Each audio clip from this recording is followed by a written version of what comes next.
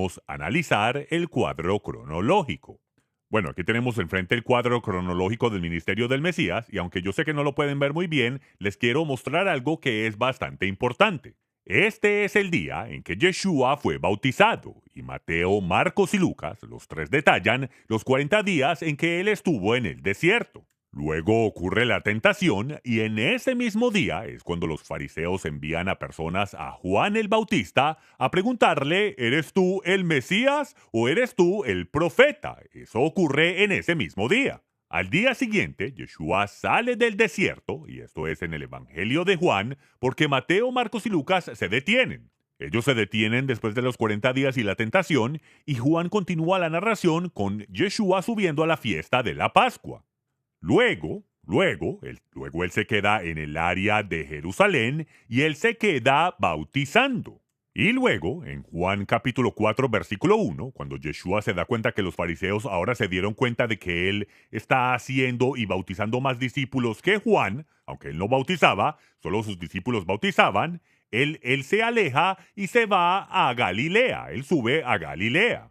Y estando allí en Galilea, 18 horas al norte de Jerusalén, él se encuentra con la mujer samaritana en el pozo. Se queda con los samaritanos 2 días y luego regresa a Caná, donde previamente había convertido el agua en vino en esa boda justo antes de la Pascua. Luego, él no tiene tiempo de ministrarle a este hombre rico cuyo hijo está muriendo, él simplemente le dice: sigue tu camino que tu hijo vivirá. Al siguiente día, el hombre se da cuenta que su hijo ha sanado.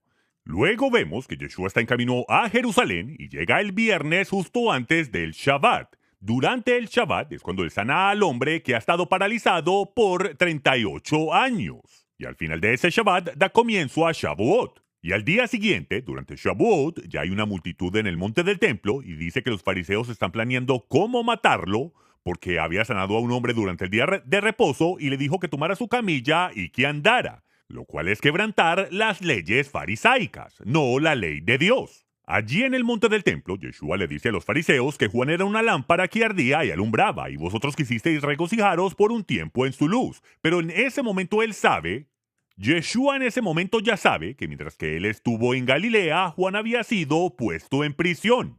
Ahora, Mateo, Marcos y Lucas nos dicen que cuando Yeshua se da cuenta que Juan ha sido puesto en prisión, él regresa a Galilea y comienza a enseñar en las sinagogas.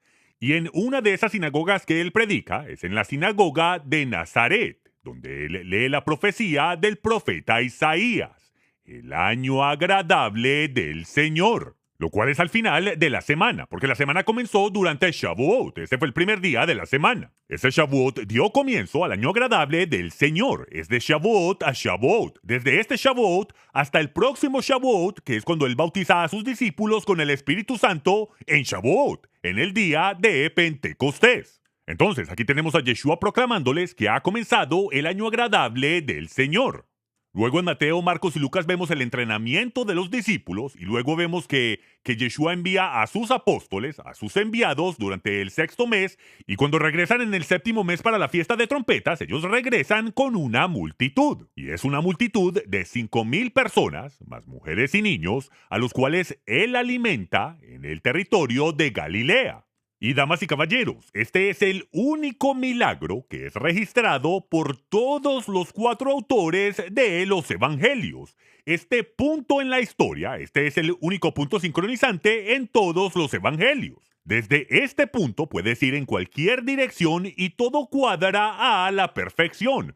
Todo evento, toda situación en el ministerio de Yeshua, en su ministerio de 70 semanas. Exactamente 70 semanas, 490 días, desde el día que él es bautizado hasta el día en que él bautiza a sus discípulos con el Espíritu Santo. Y esto le debe estar encendiendo bombillas en su mente sobre el libro de Daniel y sus 70 semanas. Pues como nos dice Daniel, después de las 62 semanas, en la semana 63, el Mesías es cortado a la mitad de la semana. Y después de estar 3 días y 3 noches en la tumba, él resucita en el tercer día, el Shabbat, y a la caída del sol ese día es el día de primeros frutos, y de allí contamos 7 semanas. O sea, tenemos 62 7 y luego un 7, y en medio de ese 7 luego se cuenta a otros 7 7, lo cual nos lleva hasta el final del ministerio de Yeshua, cuando él bautiza a sus discípulos con el Espíritu Santo durante la fiesta de Shavuot, Pentecostés.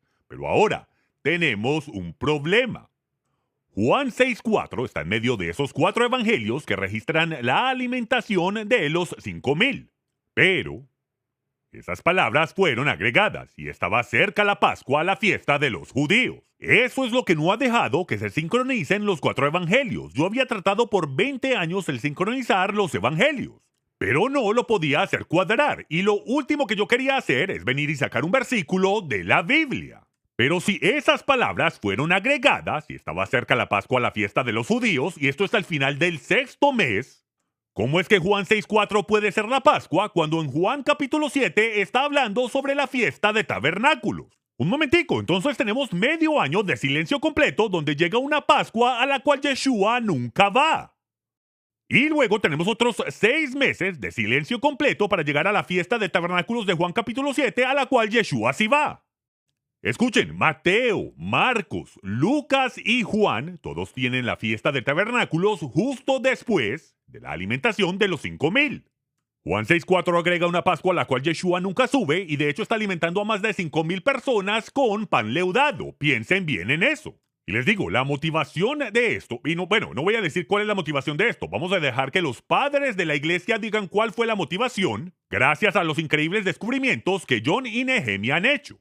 ¿Ok? Excelente, maravilloso. Bien. Eso está bien, Michael. Así que podemos entender. Y yo llamo a esto, ya sabes, tu explicación de que Juan 6:4 fue añadido, proporciona o tiene lo que se llama alcance explicativo. Si quitas Juan 6:4, entonces la cronología del Evangelio tiene mucho más sentido de la manera en que lo has explicado.